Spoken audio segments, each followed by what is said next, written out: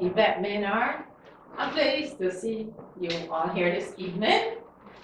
I am especially pleased because I'm here to talk a little bit about my journey as a gluten-sensitive individual. I'm gonna take you back to when I assume I was a regular individual and I was not gluten-sensitive or was not diagnosed as a gluten-sensitive individual. About 10 years ago, I had some unexplained symptoms that were persistent. I had like a bubbling, what I call a bubbling in my tummy that would not go away. I had a dry scalp, itchy scalp, and that didn't matter how many times I shampooed and conditioned my hair, it wouldn't leave. I moved from shampooing my hair once a week to every other day. That still did not help. Then I had severe sinusitis to the point where I would get a respiratory infection and I had to be on antibiotics off and on for a while. That was a bit challenging, and after a while I decided I need to see a doctor. I went to the doctor and I told him of my symptoms. I told him I was especially concerned about the bubbling in my tummy that would not subside. He gave me some tests. He told me that I was diagnosed as having irritable bowel syndrome, or IBS. I was not sure what IBS was, but he said that it was a severe colon reaction. It means that you have a sensitive colon, in other words. So I put it down to that bubbling in my tummy, and I thought I'd go home and do some reading, and I did find out that most of the times the people that are diagnosed with IBS were also lactose intolerant. That kind of explained to me the problem with the sinusitis, the severe sinusitis. So I cut out dairy from my diet altogether. I went cold turkey, I took all the dairy out of the fridge, I gave it away, and the sinusitis did subside. However, the bubbling did not subside. I became especially concerned one day when I realized that I woke up, and about an hour after I was extremely tired. I felt like my head was alright, but my body felt like it couldn't carry itself. That was the first day. Then the second day I realized the same thing happened. I just felt even more tired than the day before. I decided I had to go see the doctor. I told the doctor of the symptoms. This was the same doctor I went to before. I told him of the symptoms, and he said to me he needed to give me some tests. When he tested me, he said I was anemic. I was extremely surprised, knowing how I ate, that I would be anemic. I said to him, while I don't doubt your diagnosis, I'm still concerned. I said to him, I juice beets often, I have beet cocks. I eat lots of spinach, maybe almost as much as Popeye. I have lots of salad. I cannot understand why I am anemic. He said, if you're that concerned, then we need to do some tests. He did give me some tests, and then he called me about a week later to tell me that I was gluten sensitive. I said to him, how does that affect being anemic? He said to me, you need to omit wheat from your diet, you need to watch what you eat and all that.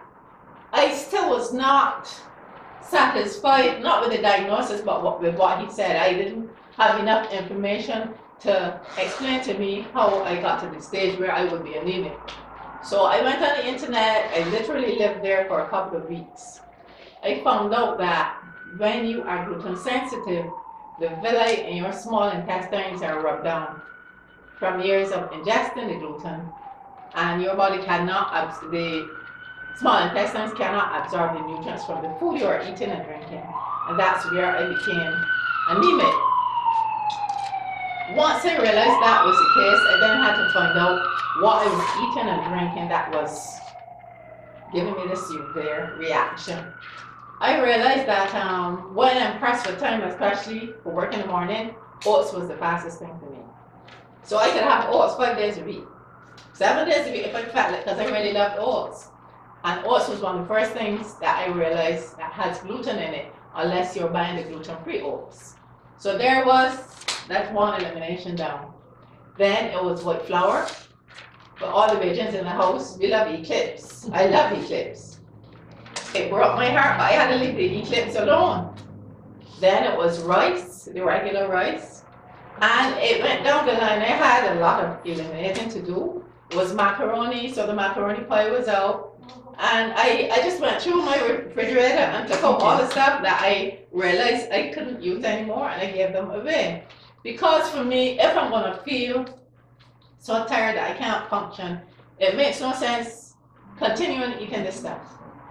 Then my next challenge was to be able to find something to eat in the mornings. I couldn't have the oats anymore. And while I love tuna and sardine, it didn't matter how much tuna and sardine I ate, and I didn't have the bulk of flour of some kind, I would still be hungry by the time I got to work.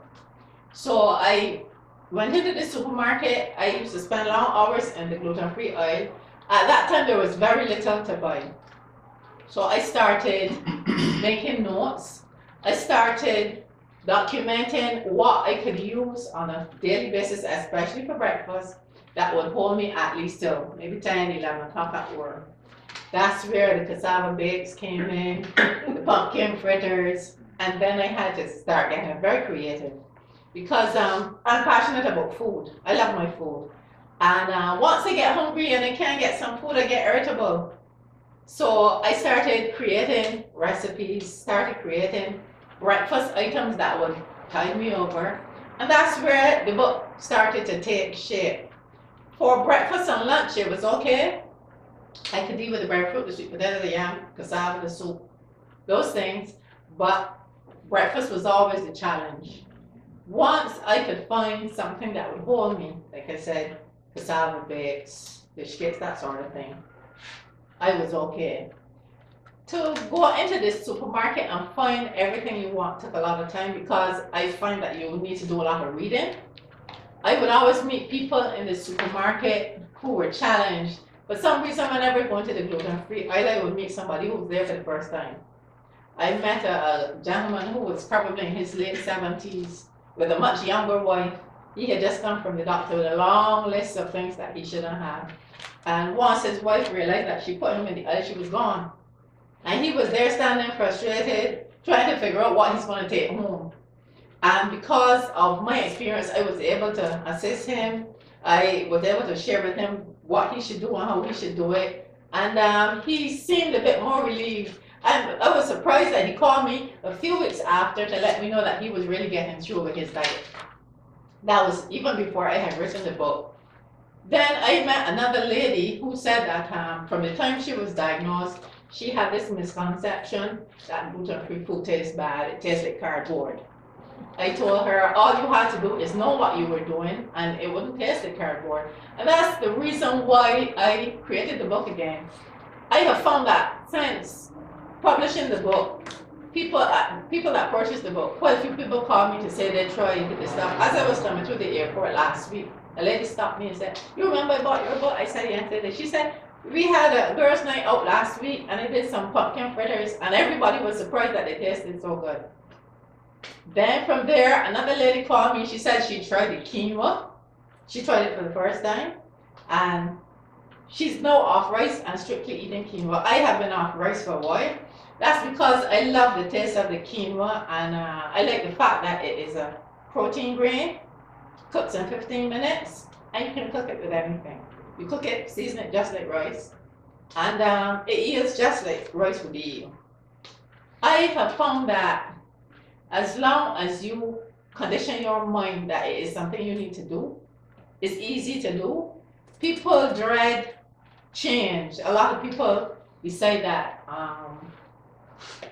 to stick with the tried and true is better than changing, especially if it's for your good. I would rather change and be healthy than to have the same challenges over and over again. You can be healthy again if you're gluten sensitive or if you have celiac disease. Once you stick to the diet, you wouldn't have the challenges with anemia and all the other ailments if you stick to your diet. Your colon will heal itself, the villi builds back up. You don't have that problem with the depletion of the nutrients that you take in once you stick to that diet. It's when you go back that you have to start the process all over again. If you have celiac disease, you are obviously gluten sensitive. But if you are gluten sensitive, you don't necessarily have to have celiac disease. Celiac disease is a disease on its own, but you do not go from gluten sensitive to having celiac disease. In other words, it's not progressive. You either have celiac disease or you are gluten sensitive, but it's not like you go from one stage to another. I find more people now are finding out through varying methods that they are gluten sensitive. I met a lady the other day who had a baby that was sick for a whole year. They couldn't figure out what was wrong until they finally found out that the baby is gluten sensitive. So imagine a baby vomiting for an entire year. You can't find out what, but the baby can't say where's their nip either. I believe too it has a lot to do with the foods we're eating. The mixture of the grains and everything else. Somebody asked me the other day why so many years ago people were not diagnosed with gluten sensitivity. I told them at the time there wasn't the tinkering with all the grains that we use. Everything was more or less organic. Everything was virgin grains. So you did not have that problem with all the mixture that you have now with the grains that we are having. I believe that once you find out that you are gluten sensitive or you have celiac disease, the easiest thing to do would be to eliminate those things that will cause you the problems on an ongoing basis. I think that for people, you don't necessarily have to be gluten sensitive, but I believe if you have similar symptoms and you started to eliminate certain things from your diet and you realize that once you eliminated those things, you didn't have the symptoms anymore. For me, the obvious thing to do would be to not use them anymore rather than suffer those same symptoms and the ailments that come with those symptoms all the time. For me, once I realized that certain things were out, I conditioned my mind that I would start to substitute. So I started using sweet potato flour, cassava flour, breadfruit flour. I started changing up my diet to accommodate what I'm now used to. Now I can bake comfortably without sugar. I've started another book, Gluten-Free, Sugar-Free. So I can bake without sugar, and if I didn't tell you that it does not have any sugar, you wouldn't realize it. I bake with bananas and dates and that sort of thing. I can bake a regular sweet bread, but it will be gluten-free. It would have the same ingredients, but I use gluten-free flour. I could do it without dairy. I could replace it with flaxseed or chia seed. You just have to be able to be creative. And there are people who would eat for taste and not for health. I tell people my preference is to eat for health instead of eating for taste. A lady said to me she wouldn't want to try anything that didn't have any sugar. Only last week I spoke to a group and she said to me, how would you eat something that didn't have any sugar? I said to her, if you were diabetic or you had another ailment where you had to omit the sugar, you would have to adjust. But she said her preference is for taste. It depends on who you are and how mindful you are of your health. I would rather be proactive rather than have to be corrective later. It makes no sense using those things and then you have to be at the doctor, a whole set of tests, just to find out that you need to omit the things that you allegedly like so much. But that's where this book came in. I thought that if I wrote this book, it would eliminate a lot of problems for people who are just diagnosed or people who may want to change their diet for whatever reason. I find you lose weight quickly if you go the gluten-free route. I find you don't even have to exercise. Once you leave out the sugar and the white flour, the whole wheat, you lose weight. It's because of the ingredients you're using. You can substitute. If you don't want egg, you can substitute flaxseed and other things. So it depends on how healthy you want to be and how healthy you want to remain. It makes no sense going on a diet where you're gonna spend a whole set of money for 1 month or 2 months and then go back to what you were doing before because you determine that the taste is not there anymore. You can't have macaroni pie, or you can't have this, or you can't have that. Nonetheless, for you to be able to remain healthy, you have to know what's best for you. You have to determine that this is what you're going to do. And for me, I did not do a process of elimination. I just got rid of everything. And I tell people I am comfortable eating the way I do because if I'm going to have a meal of vegetables, whereas people would have vegetables as a side dish, I have vegetables as a meal. So I cook enough pumpkin and chrysobean and carrots and okras to provide me with a plate of food that I would be satisfied with rather than a side dish. You know, people would have a little bit of this and a little bit of that. I have it as a meal. Anytime you want to remain healthy, you have to know what you are doing. You need to do some research. The internet provides you with tons of information. If you don't have the time, you ask some questions. But it doesn't take a whole lot of time to do your research either. You just want to have to make that change and continue changing.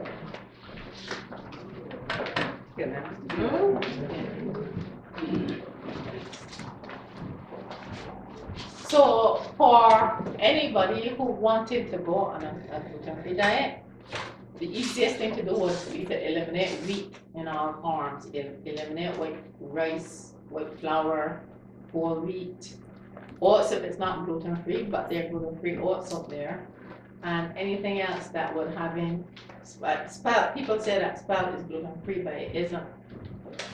Spelt and all the other grains that might have in gluten in one form or another.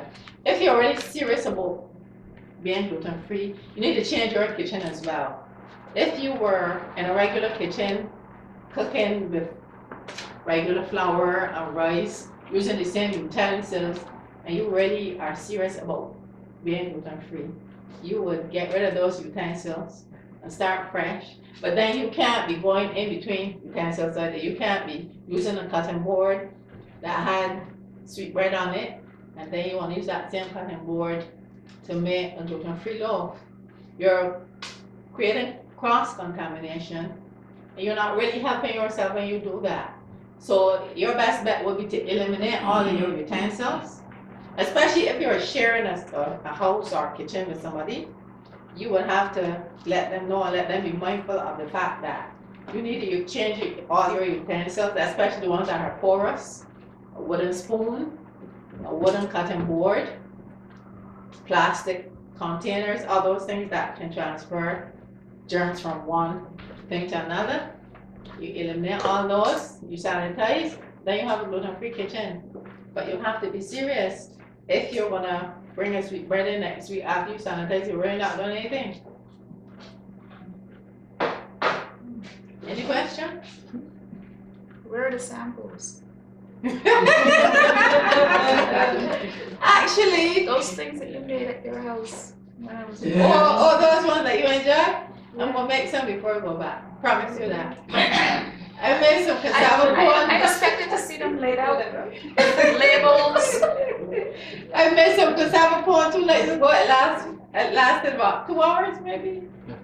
Yeah, got your slice for you. But yes, you need to be serious. If you are desirous of living that gluten-free life, you need to be extremely serious about it.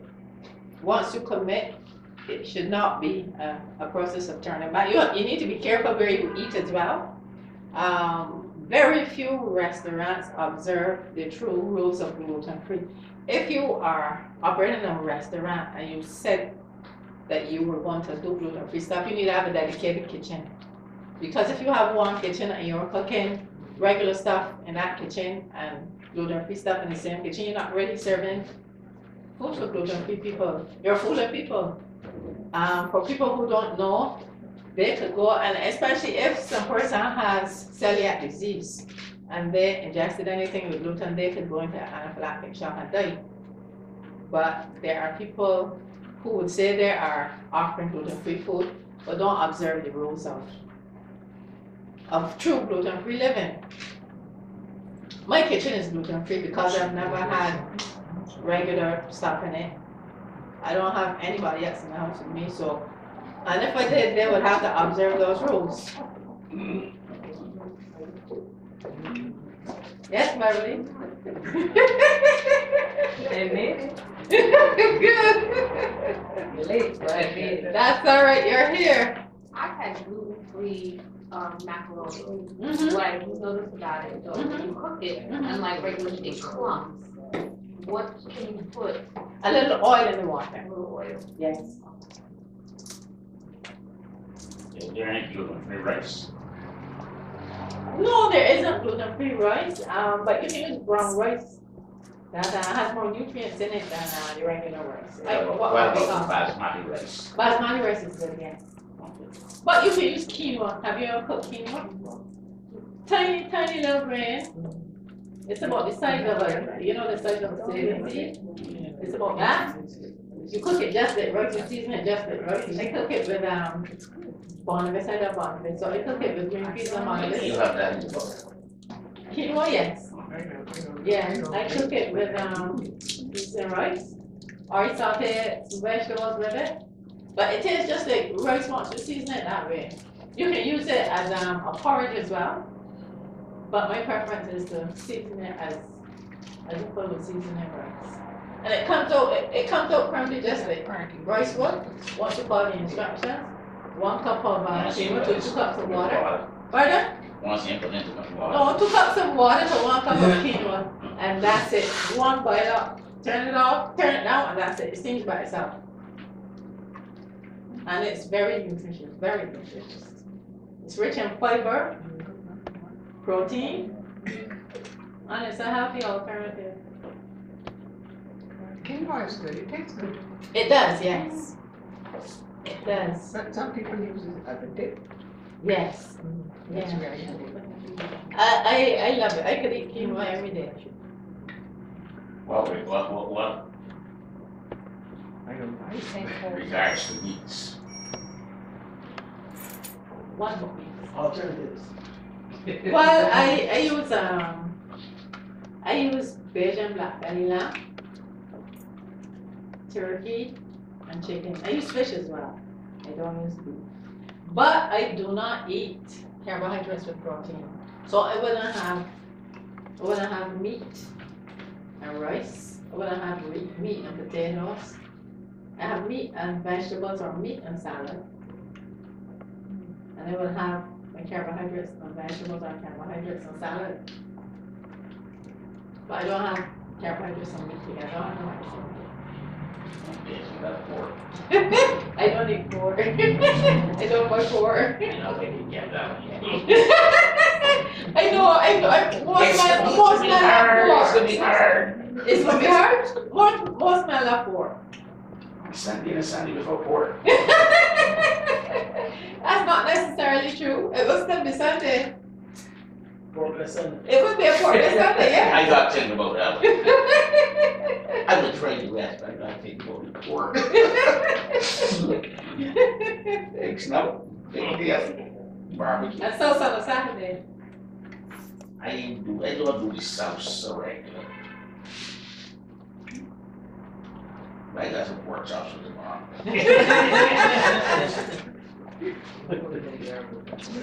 Huh? No, my money's better, but I get the pork today. And then you say you're not eating them anymore? Yeah. Or you won't continue next Sunday? I ain't not buying them more. I think about it. I like my hand. So what's gluten? Why is gluten bad? I don't know. Gluten for people who are insensitive, it makes them, from ingesting the gluten on a consistent basis, the villi in your intestines, your small intestines get run down. And your body's not able to absorb the nutrients from the food. Just before you come, I was sharing with the others that I was diagnosed with anemia one time. I couldn't figure out why. I was telling the doctor that I don't doubt his diagnosis, but I it was almost impossible for me to see how I could be anemic when I used to use lots of beets, spinach, leafy green vegetables, salad, and that sort of thing. That was before I was diagnosed as being gluten sensitive. So even though I was having what I thought was a healthy diet at the time, my body was not able to absorb the nutrients from the food that I was eating. And that's where I became anemic. There's no cure for gluten sensitivity, but if you stick to the diet, your body becomes healthy again, the villi start to grow back in your small intestines, and your body does not lack the nutrients that it would lack if you continue using that gluten.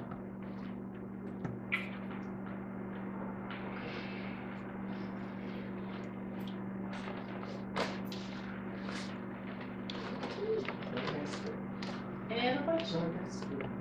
Still want no examples. Can you tell us like some of the symptoms that you may have if you are gluten sensitive? You can have digestive disorders. I found there was a time, and I don't use split peas anymore, there was a time that every time I cooked split peas, it would just stay in my stomach and bubble, and I'd have a lot of air. I find that from the time I started to eat the split peas, it would burn me in my stomach, and it would take a long time before, eventually the next day my stomach would still be burning me. Once I stopped eating I didn't have that again. You can get a skin rash, you can have severe sinusitis, you can have migraines. There are a variety of symptoms, and I find that the symptoms mimic a lot of other diseases. That's why it's important that you get tested, because you could be thinking that you have one thing when in fact you're suffering with something else. But if you did not want to go through all that testing, you can simply eliminate gluten from your diet. It may be cheaper for you. So gluten, you're saying gluten is no good for nobody? I'm not saying it's not good for, it may not affect everybody, but for the people that it affect, like me, no, it's not good. So it can be good to some people? It's not good, it may be okay, it may not bother other people, but for the people who it bother, it's not good for them. But there's nothing good about it, you're saying, Not for me, no. for anybody? Not for the ones who have celiac disease, not for the ones who are gluten sensitive. So what's up, could someone have that, they can require gluten? What could you, maybe you have something with gluten, is that a possibility? If you have, Some kind of added ailment that require gluten, no, you know? no. So it says, Gluten is found in oats and white flour. the White white rice. rice was good. The oats is good if it's gluten free for me. So how do you get gluten free? They're gluten free. Companies, they're companies that make gluten free oats. Extract gluten from oats? No, you grow the gluten, you grow the oats, dedicated farms. You don't use the same facility that you would use for anything with gluten. And you will read it, it will say certified gluten free oats. I don't know how you get it. I'm like a real oats. I don't see possibility of extracting gluten from oats. You're not gonna extract it, you're gonna sow the seeds that don't have gluten in it. It's not a matter of extraction. Monsanto? Oh, you're learning. Yeah. Monsanto? Yes, yeah. Much you don't like it? No. But you like it? Because they use a lot of pesticides, a lot of chemicals, and that's what the fight is all about, to be able to eliminate all these products with so many harmful chemicals and pesticides in them that's harming people. That's why more and more people are veering off on the organic diet. Man, you go to certain places and have the car organic, you already know. No, you don't know, but I tell people, for me, it is easier than most. I grow a lot of what I eat. I grow a lot of lettuce, carrots, and beets, and that sort of thing. I buy from a few farmers. They know my lifestyle, and if I go to them, I will ask them, is there anything for me to do? If they have stuff that they don't know how it was grown, they would be honest and tell me nothing for you today. I wouldn't question them. It would mean that I can't buy anything from them today because what they're selling, they can't tell me for sure that it's organic. If they grow it themselves, they would say, I grew those carrots, I grew those beets. I would not buy those. If they bought them from somebody else to sell, they wouldn't sell me because they know I don't want them. But you are correct. You could go and buy something that said organic. It doesn't have to be. You're taking a chance. You already your folks home like years ago. That's right. At least you will know what you fed them.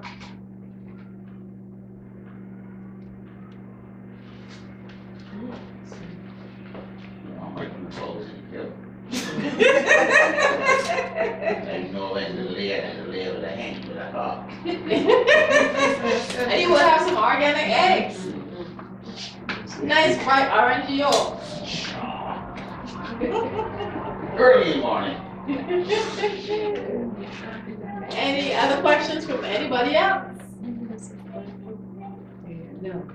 Well, I am happy that I had the privilege of being here this evening to share with you.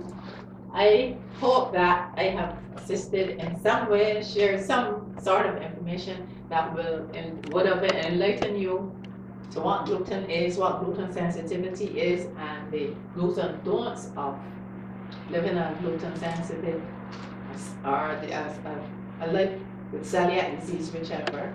And it would be advantageous for you once you have the ailments or the symptoms that I explained to explore your options. Is safer for you in the end. You wouldn't have to take the long route that I took, but 10 years ago we didn't know much about gluten sensitivity. Keep looking over there. So again, I would like to thank all of you for coming. And we have some books here. Books are able. Books here. I beg your pardon? Books are able. We have books here. More I than can one? sign them for you. Yes. Come on. Here are the autographed books. One thing. Yes. A book then. Yeah. More than one book different table. Yeah. And once again, thank all of you for coming.